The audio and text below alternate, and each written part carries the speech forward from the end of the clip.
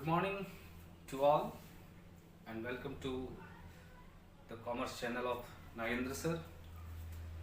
सभी बिहार के भाइयों और बहनों जो कि इस बार TRE 4 अपीयर करने जा रहे हैं उनको पहले से ही शुभकामनाएं।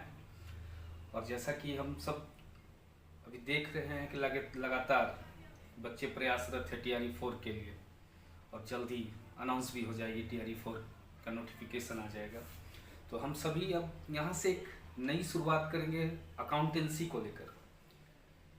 जैसा कि TRE 1, TRE 2, TRE 3 तीनों में अकाउंटेंसी का पेपर धीरे धीरे कठिन होता चला गया। उस कठिनाई को दूर करते हुए आप इस चैनल से जुड़े। डेली हम सब टॉपिक वाइज हर एक टॉपिक 11 से 12 से और ग्रेजुएशन से जो भी चैप्टर्स आते हैं टॉपिक वाइज, और उस पर हम लोग MCQ भी सॉल्व करेंगे। लगातार वीडियो से जुड़े रहें। और पहला टॉपिक, सीधे आज हम टॉपिक पर आते हैं। पहला टॉपिक अकाउंटिंग स्टैंडर्ड। इससे 1 से 2 मार्क्स का क्वेश्चन आपके जो TRE के पेपर में होती है वो रहती ही रहती है। जैसे TRE 3 का क्वेश्चन पेपर पलट कर देख सकते हैं, TRE 2 का क्वेश्चन पेपर आप पलट कर देख सकते हैं। उसमें आपका अकाउंटिंग स्टैंडर्ड से जुड़ा हुआ 1 से 2 क्वेश्चन रहेगा ही रहेगा। क्लियर? और जैसा कि आपने बोर्ड पर देख सकते हैं अकाउंटिंग स्टैंडर्ड्स AS1, AS2 ऐसे कुल 32 अकाउंटिंग स्टैंडर्ड्स थे। अभी फिलहाल 2 डिलीटेड हैं, अकाउंटिंग स्टैंडर्ड 6 और अकाउंटिंग स्टैंडर्ड 8। ये 2 अभी डिलीटेड हैं। अकाउंटिंग स्टैंडर्ड 6 पहले डेप्रिसिएशन अकाउंटिंग हुआ करता था जो कि मर्ज कर दिया गया है अकाउंटिंग स्टैंडर्ड 10 के साथ, प्रॉपर्टी प्लांट एंड इक्विपमेंट। तो अगर आप ये अकाउंटिंग स्टैंडर्ड्स अभी यहाँ पर फिलहाल 18 दिख रहे हैं और इसके बाद मैं आपको आगे का अकाउंटिंग स्टैंडर्ड यहाँ पर बोर्ड पर दिखलाऊंगा। अकाउंटिंग स्टैंडर्ड्स को अगर आप कंठस्थ कर लेते हैं, याद कर लेते हैं, तो 2 मार्क्स आपका फिक्स है कि आप 2 मार्क्स एकदम स्कोर कर ही लेंगे।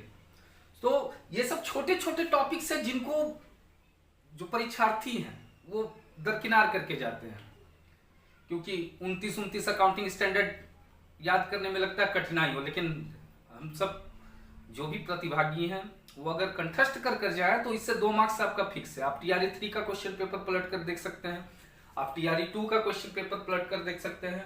उसमें AS4, AS3 इससे रिलेटेड क्वेश्चन आया था, कैश फ्लो स्टेटमेंट से रिलेटेड क्वेश्चन आया था। तो बहरहाल हम सीधे अकाउंटिंग स्टैंडर्ड पे आते हैं।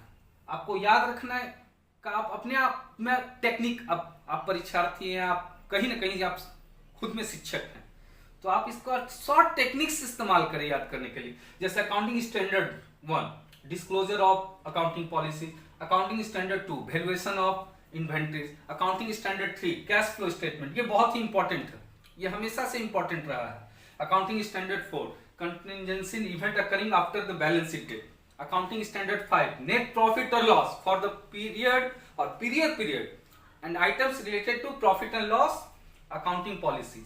अकाउंटिंग स्टैंडर्ड 6 डिलीटेड हो चुका है, ये मर्ज कर दिया गया है अकाउंटिंग स्टैंडर्ड 10 के साथ, property plant and equipment. Accounting standard 7 accounting for construction contracts, accounting standard 8 ये भी डिलीटेड है। Accounting standard 9 revenue recognition, accounting standard 10 property plant and equipment, ये भी बहुत इंपॉर्टेंट है, इससे जुड़ा क्वेश्चन आ सकता है। Accounting standard 11 effects of change in foreign exchange rate, accounting standard 12 accounting for government grants, accounting standard 13 accounting for investment, accounting standard 14 ये भी बहुत इंपॉर्टेंट है, accounting standard for accounting for amalgamation. अगर मैं अमलगमेशन से अलग सा एक चैप्टर है पूरा, उस पर भी क्वेश्चंस हमेशा आती रही हैं और आएंगी। TRE 1 में भी आया था, TRE 2 में भी अमलगमेशन से आया था, TRE 3 में भी अमलगमेशन से आया और TRE 4 में भी अमलगमेशन से क्वेश्चन जरूर आएगा। तो अकाउंटिंग स्टैंडर्ड 14 जरूर से याद रखिएगा। Accounting standard 15 employ benefits, accounting standard 16 borrowing cost, accounting standard 17 segment reporting और accounting standard 18 related party disclosure. तो इसमें जितने अभी 18 दिख रहे हैं इसमें से मेन जो है आपका accounting standard 3 cash flow statement, ये बहुत इंपॉर्टेंट है, इससे जुड़ा क्वेश्चन आ सकता है। Accounting standard 10 property plant and equipment, ये भी बहुत इंपॉर्टेंट है, इससे भी क्वेश्चन जुड़ा हुआ आ सकता है। इसके बाद accounting standard 14 accounting for amalgamation, ये 3 बहुत ज्यादा इंपॉर्टेंट है। इसके बाद जो नेक्स्ट फेज में अकाउंटिंग स्टैंडर्ड्स में बतलाऊंगा उसमें अकाउंटिंग स्टैंडर्ड 21 ये बहुत इंपॉर्टेंट रहेगा। तो आप क्लोजली इनको देखें और इसको मगअप करें। याद आप अगर कर लेते हैं, कंठस्थ कर लेते हैं, तो 2 मार्क्स आपका निश्चित है कि आप टीआरई 4 में इस टॉपिक से 2 मार्क्स आप स्कोर करेंगे ही करेंगे। अभी 18 जो हमने देखा, उसके बाद देखिए अकाउंटिंग स्टैंडर्ड 19 लीजेस, लीज के लिए जो भी अकाउंटिंग हम लोग सीखेंगे वो अकाउंटिंग स्टैंडर्ड 19 में जाता है। Accounting standard 20 earning per share, ये भी बहुत इंपॉर्टेंट है, earning per share accounting standard 20।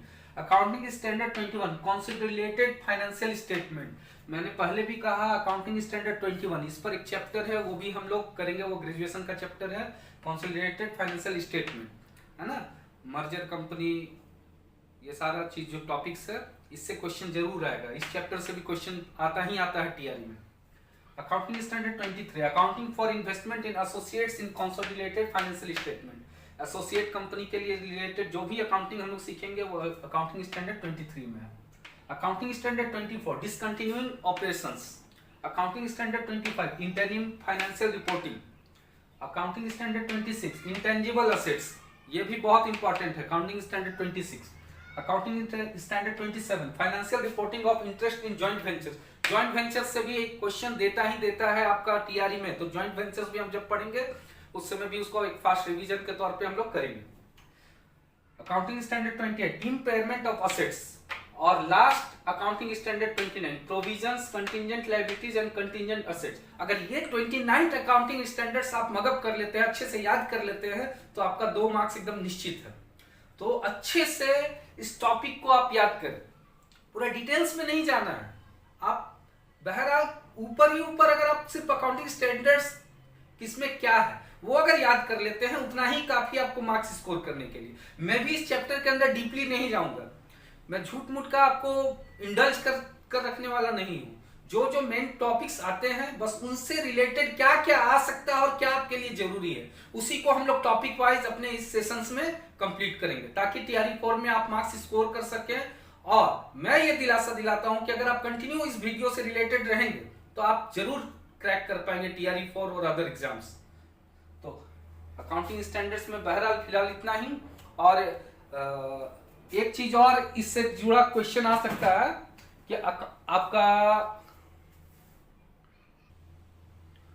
एक चीज आपको ध्यान देने की जरूरत है, इसमें एक क्वेश्चन ये भी डेट से रिलेटेड क्वेश्चन आ सकता है। आप यहां पर देख सकते हैं कि अकाउंटिंग स्टैंडर्ड बोर्ड कब सेटअप हुआ था या कब स्टैब्लिश्ड हुआ था। तो हमेशा याद रखिएगा अकाउंटिंग स्टैंडर्ड बोर्ड जो है 21 अप्रैल 1979 को स्टैब्लिश हुआ था। तो आपको इस पर एक क्वेश्चन बन सकता है कि where was accounting standard board established, और ऑप्शन में आपको कंफ्यूजिंग 1979 ही रहे लेकिन इधर का डेट चेंज कर देता है, नन ऑफ द रिवर्ब कर देता है, ठीक है।